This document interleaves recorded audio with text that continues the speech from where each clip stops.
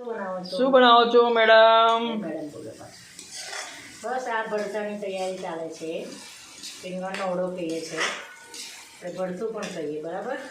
તો આ ડુંગળી સાંતળી છે. હવે એમાં લસણ, આદુ, મરચાં અને પછી એમાં ટામેટાં આવશે, શેંગદાણા, દાણા મરચાં, ધાણા આવશે, રીંગણ આવશે અને મસાલા કરીશું.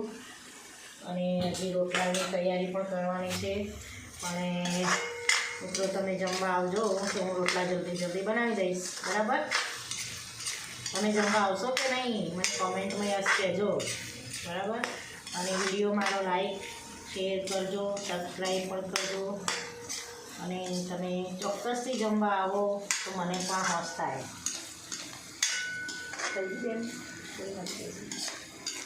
હા, ચલો હવે મસાલા કરી દો બધા. સાતળવાની તૈયારીમાં છે. હવે થશે બધી તૈયારી. રીંગણા મેં શેકીને તૈયાર કરી દીધા છે. આદુ મરચાંની લસણની પેસ્ટ તૈયાર છે. ટામેટાં તૈયાર છે. શેંગદાણા તૈયાર છે. હવે નાખીશું બધું તૈયારીમાં. સાથે મસાલા પણ કરશું.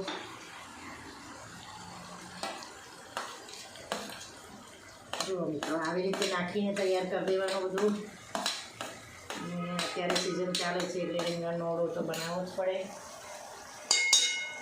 અને હવે આપણે રીંગણનો આદુ મરચાંની પેસ્ટ તૈયાર કરી દીધી, આમાં નાખી.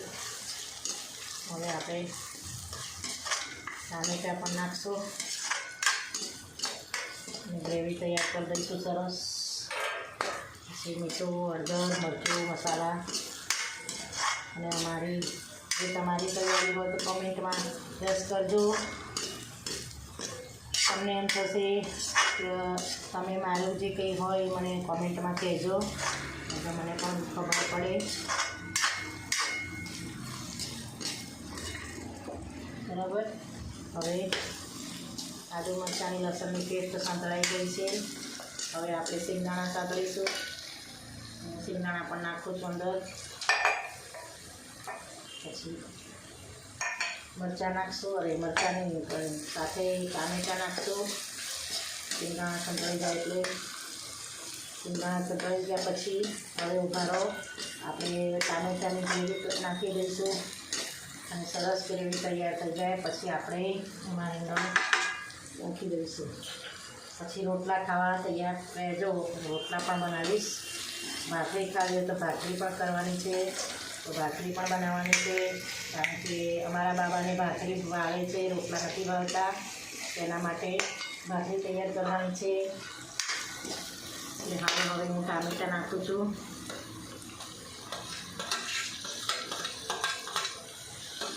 અને સાથે પછી મસાલા પણ તૈયાર કરી દઈશ. થોડે ધાણા પણ તૈયાર કરવાના છે. હાલ થોડું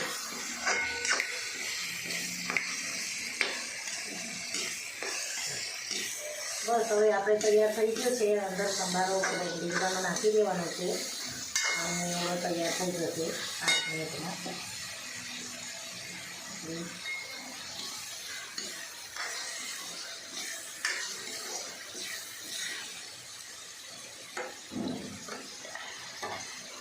ચાલુ રાખજો.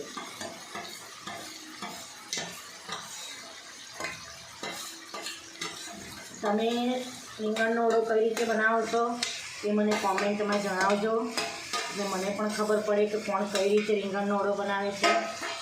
કારણ કે બધાની રીત જુદી જુદી હોય અને આપણી રીતમાં વાંધો નથી. એટલે હવે હું મસાલા કરી દઉં છું. એટલે મિત્રો તમે આવી જજો જમવા.